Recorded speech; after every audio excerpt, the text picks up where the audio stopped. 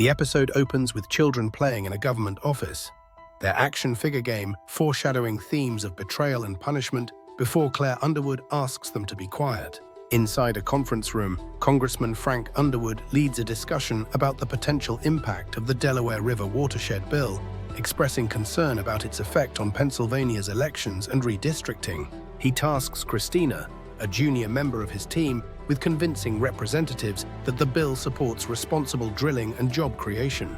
Doug Stamper, Underwood's loyal confidant, informs him that a key woman who could derail their plans is deliberately late for a meeting. Later, Claire tells Frank that their children are being taunted at school about Peter Russo's drug use. At a restaurant, men in suits discuss the oil Republicans' anger toward the Delaware River watershed bill, and Vice President Jim Matthews' support for it after reading Underwood's article.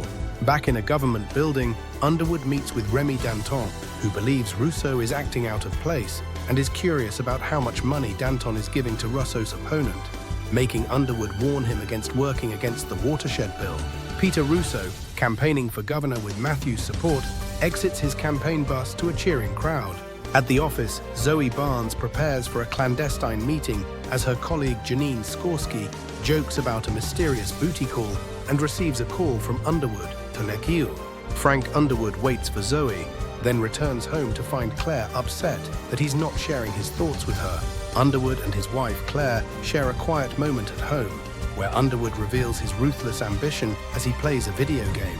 Russo delivers a speech in Monroe County, referencing Buddy Corcoran's initial doubts about his chances there. Stamper discusses the water project proposal and expresses concern for Rachel Posner, who was recently fired. Underwood meets with Zoe at a museum, where she provides information on Janine Skorsky's investigation into Russo and the Shipbuilders Association, prompting Underwood to inquire about her interest in the water bill. He shares inside information about the bill's vote, emphasizing the need for trust while subtly warning her against crossing him. Meanwhile, Claire seeks Catherine Durrant's assistance with equipment stalled in Sudan, but is rebuffed. Jim Matthews deals with the fallout from Mathers's behavior, with Underwood instructing him to manipulate Mathers into leaving. Rachel recounts her unjust firing to a man at a diner. Back home, Claire informs Underwood about her failed attempt to get help with the Sudanese equipment, and he expresses frustration that it hinders his work on the Delaware River watershed bill. Claire offers to speak with Congressmen Vanderburg and Abrams, who are opposing the bill. Claire then meets with Remy Danton, discussing using the Clean Water Initiative to support the deal, and ultimately explores undermining the watershed bill in exchange for Remy's help. Underwood meets with Vanderburg and Abrams, pressuring them to support the bill and reminding them that Claire will also be in contact.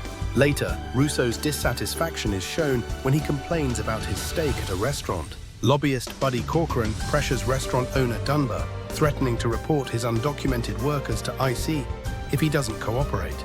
Buddy threatens Leon, a staffer with a past connection to Stephanie, with ICE if he interferes. Zoe Barnes, seeking inside information, contacts Underwood, but is stonewalled by his press office. Matthews discusses signs of potential violence in the 6th District and questions a memo urging votes for a particular candidate. Meanwhile, Underwood seeks support for a bill from Senator Abrams and Congressman Vanderburg, reminding them Claire agreed to help. Underwood rebuffs Zoe's inquiries, claiming he's trying to help Russo and demanding her trust.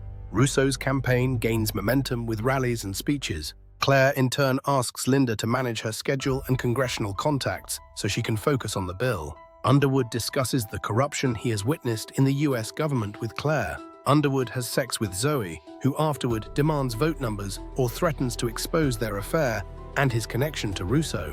Zoe confronts Underwood, questioning her own satisfaction during their sexual encounters and accusing him of believing she is faking them.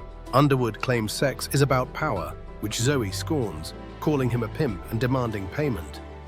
Underwood dismisses her, asserting that he is generous and assures her the watershed bill will pass, instructing her to relay this information to Janine Skorsky. As the vote on the watershed bill takes place in the House, Claire and her colleague watch with anticipation, while Underwood attends a campaign party, receiving praise and discussing the bill's progress with colleagues. Despite initial optimism, the watershed bill narrowly fails.